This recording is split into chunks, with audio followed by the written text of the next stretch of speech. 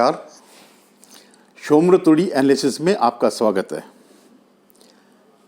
दोस्तों, आज मैं आपसे चर्चा करने आया हूं कि विपक्ष जब आरोप लगाता है मोदी जी पर कि इन्होंने लोकतांत्रिक संस्थाएं तोड़ दी हैं, उन पर प्रहार हो रहा है, तो उसका कहने का क्या मतलब है, क्या आशय है। तो सबसे पहले तो मैं बात करता हूं लोकतंत्र के स्तंभ क्या है।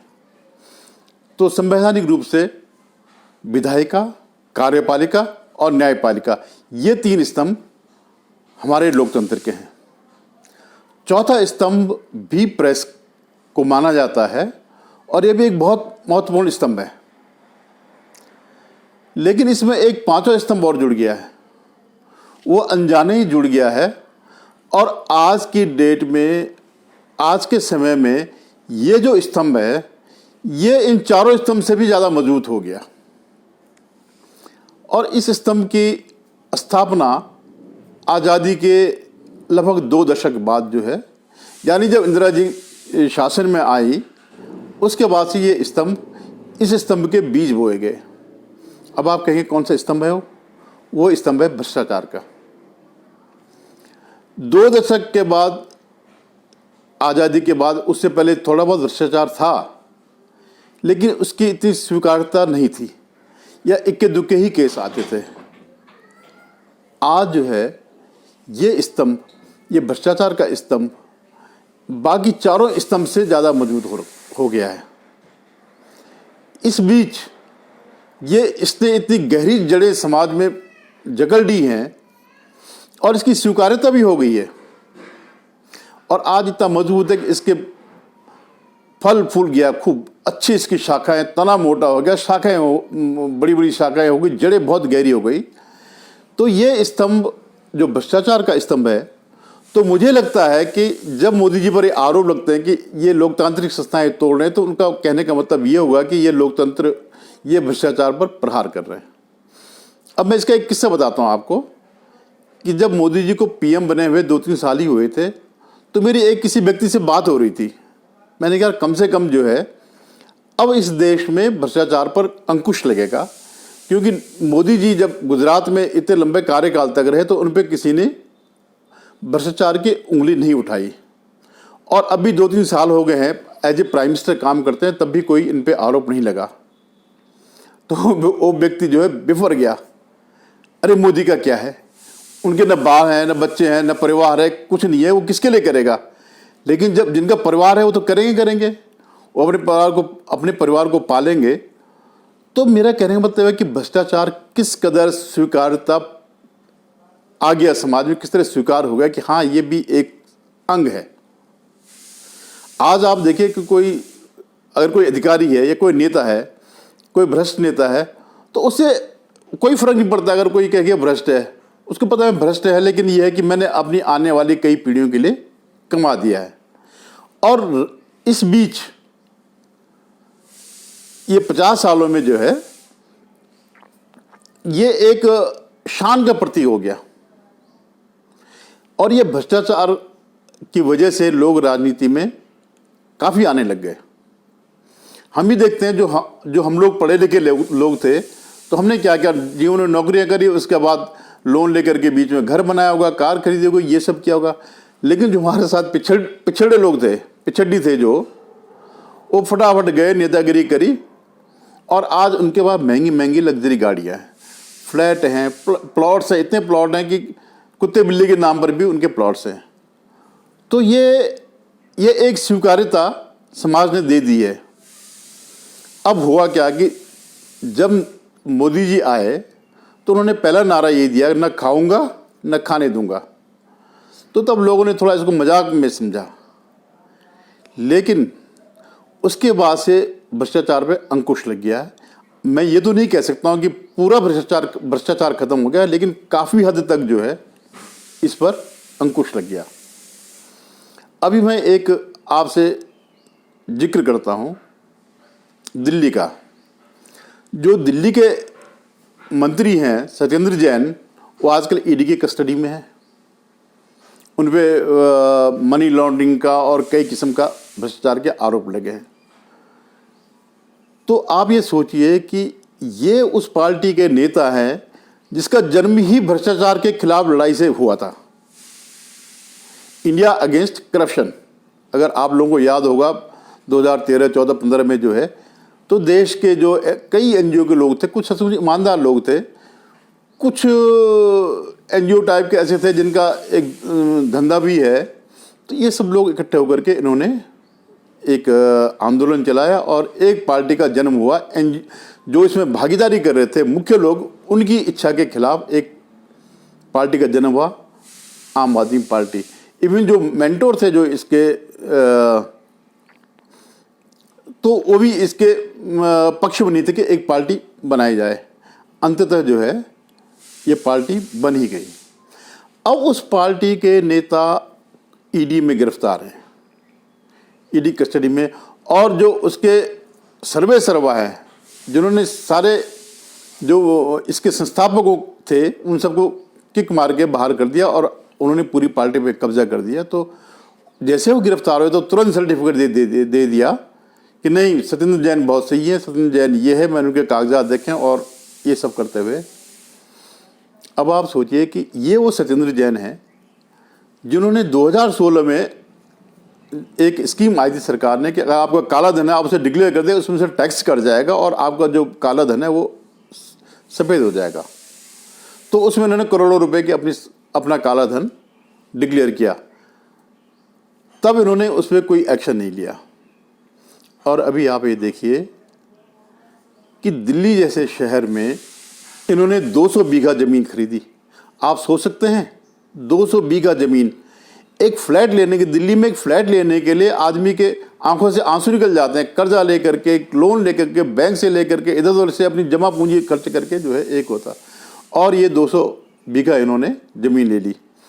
मैं आपको बताता हूँ कि अगर आज राजा टोडरमल भी होते, टोडरमल कौन थे इसकी छोटी सी मैं इनकी कहानी बता देता हूँ कि जब गुरु गोविंद सिंह के जो 2 शहजादे थे, जब मुग़लों ने उनको जिंदा दीवार में चिनवाया और उनकी शहादत हो गई, तो और उनकी माताजी जब उन्होंने पोतों को उनकी शहादत देखी तो उनके भी प्राण निकल गए और तीनों शहीद हो गए। तो उसके लिए, उनके अंतिम संस्कार के लिए मुग़लों ने ज़मीन नहीं दी। तब राजा टोडरमल सामने आए, उन्होंने उनसे कहा कि भाई ये कुछ ज़मीन इनको अंतिम संस्कार के लिए दो। तो उन्होंने कहा जितनी तुम वो बिछा सकते हो सोने की मोहरें, उतनी ज़मीन ले लो। तो उस ज़माने में 78,000 सोने की मोहरें उन्होंने बिछाई, तब जा कर के उनके अंतिम संस्कार के लिए जगह खरीदी। तो मैं कह रहा हूँ अगर आज वो टोडरमल यहाँ होते तो दिल्ली में 200 बीघा की छोड़िए 2 बीघा ज़मीन नहीं खरीद सकते, और सत्येंद्र जैन जी के पास 200 बीघा ज़मीन है। तो ये है, इसीलिए क्या है कि जब सीबीआई, ईडी, इनकम टैक्स जब विरोधियों पर उनके भ्रष्टाचार के मामले उजागर करने लगता तो एक नारा आता है कि मोदी जी लोकतांत्रिक संस्थाओं को तोड़ रहे हैं। अरे भाई ठीक है, अगर आप सही हैं तो आपने तो अपना सर्टिफिकेट बांट ही दिया और उनको पद्म विभूषण का वो भी दे दिया कि इनको पद्म विभूषण मिलना चाहिए था। तो खैर आगे कोर्ट है, अगर वो निर्दोष होंगे तो कोर्ट उनको छोड़ देगा, लेकिन नहीं, एकदम पे जो है कि मोदी जी जो है लोकतांत्रिक संस्थाओं को कर रहे हैं। ईडी, सीबीआई, अलाना फलाना, इनको जो है इन्होंने हथियार बना रखा है। अब इनके दूसरे मंत्री हैं मनीष सिसोदिया जी। मनीष सिसोदिया जी, इनके लिए शिक्षा जगत में क्रांति है। अंतर्राष्ट्रीय स्तर पर ये जाने जाते हैं और इसके लिए करोड़ों के विज्ञापन दिए जाते हैं कि सिसोदिया जी ने ऐसी क्रांति करी कि शिक्षा जगत में अभूतपूर्व आ गया। और क्या किया उन्होंने कि जो वहाँ के स्कूल बनाए उसका एक एक कमरा 28-28 लाख में। आप सोचिए, आप में से कई लोगों ने मध्यम शहर के, जो मध्यम स्तर के शहर हैं उसमें आपने मकान बनाए होंगे, जरूर नहीं कि फ्लैट लिए हों। कितने का बनता होगा एक मकान? आज की डेट में भी ऐसे मध्यम स्तर के जो शहर हैं 25-30 लाख में बनता होगा पूरा मकान, जिसमें 7-8 कमरे, डुप्लेक्स, ये सब मिला करके, लेकिन उनका एक ही कमरा 28-28 लाख का था। तो आपको क्या लगता है कि उन्होंने टाइल्स की जगह सोने की पत्थर बिछाई होगी? अब उनको ये डर सता रहा है कि कल के दिन मनीष सिसोदिया जी भी जो है लपेटे में ना आ जाए, तो अब इस चिल्लाने लगे हाँ मुझे खबर मिली है। खैर ये इनकी कहानियां जो है चलती रहती है। लेकिन मनीष सिसोदिया जी का बैकग्राउंड थोड़ा देख लीजिए कि ये फोर्ड फाउंडेशन से जुड़े रहे हैं, और केजरीवाल भी जो है फोर्ड फाउंडेशन की उपज है। और फोर्ड फाउंडेशन क्या करता है अब ये लोगों को पता है। अब मैं आता हूँ एक दूसरे राज्य में, महाराष्ट्र में भी जो है 100 करोड़ की वसूली में इनके पूर्व गृह मंत्री अनिल देशमुख जेल में है, और लंबे समय से जेल में है। उन पे क्या था कि 100 करोड़ की ये उगाही के इन्होंने आदेश दिए थे। अब इनका जो खास वो था टूल सचिन वाजे, वो भी पुलिस की कस्टडी में है, वो कई मामलों में कस्टडी में, तो वो उन्होंने मुखबिर बनना, सरकारी गवाह बनना स्वीकार कर दिया। अब इनके गले आ गए कि जो टूल था जिसके जरिए वो सब करते थे वही जो है इनके खिलाफ हो गया, वही गवाही देने को तैयार है। और ये जो सचिन वाजे थे इनकाउंटर स्पेशलिस्ट थे, बाद में ये टर्मिनेट हो गए थे या सस्पेंड हो गए थे, और 10-12 साल ये शिवसेना में उनके प्रवक्ता रहे, नेता रहे। चुनाव भी इन्होंने कहीं से उत्तरी उसमें बम्बई में या उसकी तरफ जो है चुनाव भी लड़ा, हार गए थे। ये सचिन वाजे जब उद्धव सरकार आई तो इनको तुरंत रिस्टेट करके फिर दोबारा इनकाउंटर के उन्होंने नियुक्त कर दिया। और अर्नब गोस्वामी वाले केस में सब आप लोगों ने देखा ही होगा कि इनका किस तरह दुरुपयोग किया। अब ये जो सचिन वाजे हैं, अब ये इन्हीं का इनकाउंटर करे, इसी सरकार के इनकाउंटर के लिए तैयार हो गए। अब तक मैंने इनका किया, अब मैं इनका ही कर रहा हूँ इनकाउंटर। तो बड़ी खलबली मची हुई है। जो इनका मुख्य प्यादा था वही प्यादा जो है हॉस्टाइल हो गया।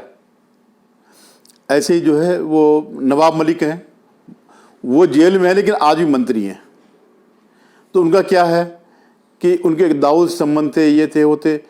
अब जो है इतने दिनों से जेल में है, काफ़ी गुलाटियाँ मार रहे हैं बाहर आने के लिए, बेल में आकर के बाहर आने के लिए, लेकिन कोर्ट इनको नहीं आने दे रहा।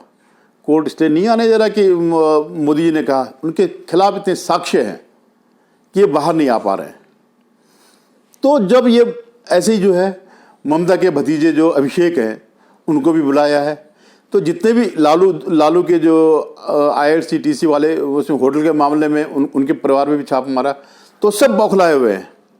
इनको उससे मतलब नहीं कि मोदी रहे न रहे, उनको मतलब है कि यार ये तो अगर भ्रष्टाचारी अगर ऐसे प्रहार होने लग गए तो हमारा क्या होगा। और सबसे दुखद स्थिति के जो नए नेता है जिनकी इच्छा है राजनीति में आने का, वो भी नहीं आएंगे, क्योंकि जो चार्म है भ्रष्टाचार का, अगर मोदी एक टर्म और आ गए तो आप निश्चित मानिए कि राजनीति एक चार्म नहीं रहेगा, कमाई का जरिया नहीं रहेगा, भ्रष्टाचार का जरिया नहीं रहेगा, और कोई राजनीति में नहीं आएगा। लोग नौकरी कर लेंगे, व्यवसाय कर लेंगे, परचूनी दुकान खोल लेंगे, लेकिन फ्री की कमाई के लिए राजनीति में नहीं कोई आएगा। तो आप ये मान के चले, जब ये कहते हैं कि ये मोदी जी लोकतांत्रिक संस्थाओं को तोड़ रहे थे, इनका लोकतांत्रिक संस्था यही है जिसका ये विरोध कर रहे हैं।